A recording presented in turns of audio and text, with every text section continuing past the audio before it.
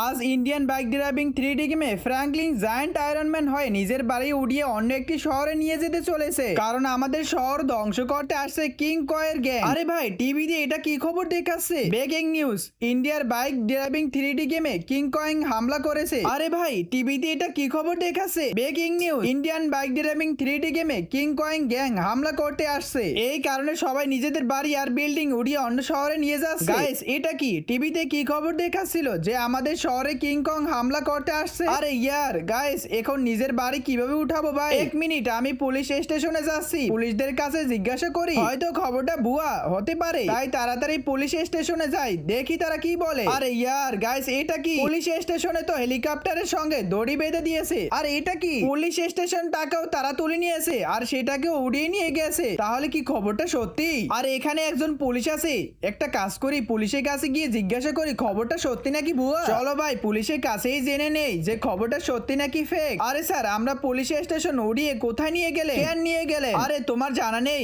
আমাদের শহরে king কয়েং gang হামলা করতে আসছে, তুমিও তোমার বাড়ি নিয়ে চলে যাও। আরে স্যার, আমার তো কোনো হেলিকপ্টার নেই, আপনি কি আপনার হেলিকপ্টারটা আমাকে দিতে পারবে? এটা সরকারি হেলিকপ্টার, আমি তোমাকে দিতে পারবো না, তুমি নিজের জন্য অন্য কোনো ব্যবস্থা করো। আচ্ছা স্যার, ঠিক আছে, আমি কোনো একটা ব্যবস্থা করার চেষ্টা করছি। ভাই সাহেব, গরিবদের পাশে তো কেউ দাঁড়ায় না। ঠিক আছে ঠিক আছে, তাড়াতাড়ি গিয়ে কোনো ব্যবস্থা করো, এটা সরকারি জিনিস, আমি তোমায় দিতে পারবো না। আচ্ছা স্যার, ঠিক আছে, আমি এখনই যাচ্ছি। এখন গায়ে পুলিশ স্টেশনটাকে উড়িয়ে নিয়ে গেছে ওরা। এখন আমি ভাবছি নিজের বাড়িটা কিভাবে উড়িয়ে নিয়ে যাব, কারণ ভাই এতে অনেক খরচ হবে। যদি হেলিকপ্টার ভাড়া করতে হয় তাহলে এত টাকা আমি কোথা থেকে আনবো? তাই আমি ভাবছি এমন কোনো উপায় বের করব যাতে আমার বাড়ি কোনো খরচই হবে না নিতে। যদি এত কিছুটা ঝুঁকি থাকবে, কিন্তু ভাই আমার কাছে এত টাকা নাই যে আমি একটা হেলিকপ্টার ভাড়া করে আনবো। তাই দেখি ভাই কোনো উপায় পাওয়া যায় কিনা। একটা কাজ করি, আমার বন্ধু শহীদকে ফোন দে, দেখি তার কাছে কোনো হেলিকপ্টার আছে কিনা। হ্যালো শহীদ ভাই, আরে ইয়ার একটা হেলিকপ্টার দেও না ভাই, আমি আমার বাড়িটা উড়িয়ে নিয়ে অন্য শহরে নিয়ে যাব। আরে ফ্র্যাঙ্কলিন, আমার কাছে কোনো হেলিকপ্টার নেই, আমি তো আমার হেলিকপ্টার বিক্রি করে দিয়েছি, গত বছরই বিক্রি করে দিয়েছি। আরে ইয়ার, তোমার পরিচিত কারো কাছে কোনো হেলিকপ্টার নেই? না ফ্র্যাঙ্কলিন, নেই ভাই, দুঃখিত।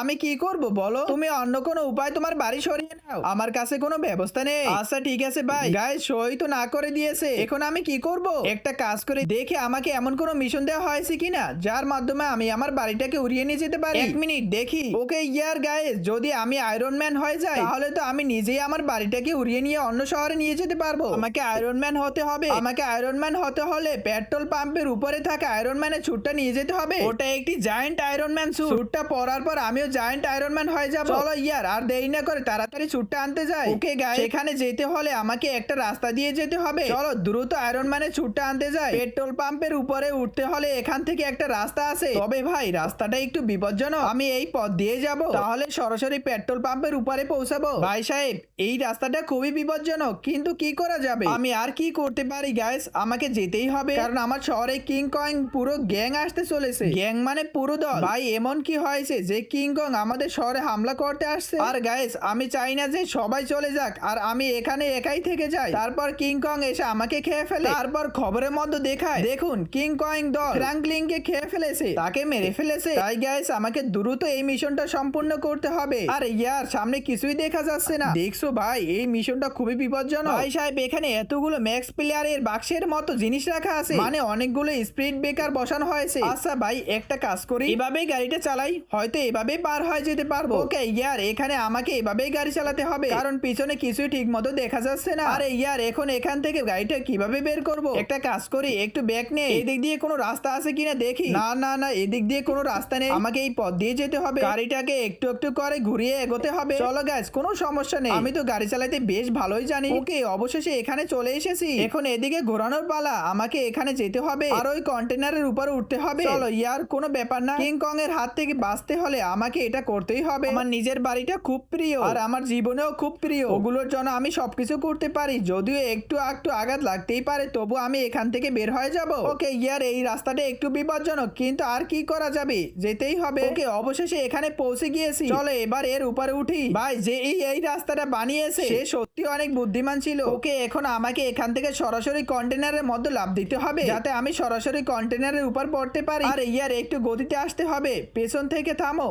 ওকে, এবার এখান থেকে আসছি, এখানে আসার পর হয়তো উপরে উঠতে পারবো। ওকে, ফাইনালি ভাই, অবশেষে। ওকে, এখন এর উপর। আরে না না, পেছনে নয়, পেছনে নয়, পেছনে নয়, পেছনে। আরে ইয়ার, ইয়ার আমি আবার কোথায় আটকে গেলাম? ধুর, আবার আমাকে সব শুরু থেকে করতে হবে। চলো ইয়ার, অবশেষে আবার এখানে এসে পৌঁছাতে হয়েছে। ভাই সাহেব, গাড়ি যখন এভাবে আটকে যায় তখন আর কিছুই করা যায় না। ওকে ইয়ার, এবার আমি কোনো ভুল করব না, খুব সাবধানে গাড়ি চালাবো যাতে দ্রুত মিশনটা শেষ করতে পারি আর আয়রন ম্যানের স্যুটটা পরে নিতে পারি। ভাই, আমাকে আয়রন ম্যানের স্যুটটা পরতে হবে কারণ এখানে আমাকে অনেক লড়াই করতে হবে। আরে ইয়ার, এটা আবার কি? এই রাস্তা খুব বিপজ্জনক, আমাকে আমার বাড়িটা উড়িয়ে অন্য কোথাও নিয়ে যেতে হবে, তাই এমন ঝুঁকিপূর্ণ পথে এগোচ্ছি। না ভাই, এবার যেন আর কোথাও না আটকে যায়। ভাই সাহেব, এরা কেমন রাস্তা বানিয়েছে? আরে ইয়ার, এটা থার গাড়ি বলেই চলতে পারছে, অন্য কোনো গাড়ি হলে এখানে চলতেই পারতো না। ওকে ফাইনালি গাইস, আমি এখানে পৌঁছে গিয়েছি। এখন আমার যেন অন্য কোথাও গিয়ে আটকে না যায়। মাঝে মাঝে এবার আরো ভয়ঙ্কর রাস্তা বানিয়ে রেখেছে। একটা কাজ করে সামনে ক্যামেরাটা চালু করে নে। ওকে ভাই সাহেব, এরা কি ধরনের রাস্তা বানিয়েছে? এমন রাস্তা তো আমি আমার জীবনে প্রথম দেখছি। গাইস, এটা খুব বিপজ্জনক রাস্তা। এত বিপজ্জনক রাস্তা বাস্তবে জীবনেও খুব কমই দেখা যায়। ওকে ইয়ার, অবশেষে আমি অনেক বিপজ্জনক আর বাধা পার করে এখানে পৌঁছে গিয়েছি, কিন্তু আমাকে এখনো পেট্রোল পাম্পের উপরে যেতে হবে কারণ সেখানে আয়রন ম্যানের স্যুটটা আছে। এখন আমাকে কি করতে হবে? গাড়িটা উড়িয়ে নিতে হবে নাকি? চলো উড়িয়ে দেখি। ওহ ভাই সাহেব, আমাকে কি ওখানে যেতে হবে? কিন্তু 1 মিনিট থামো।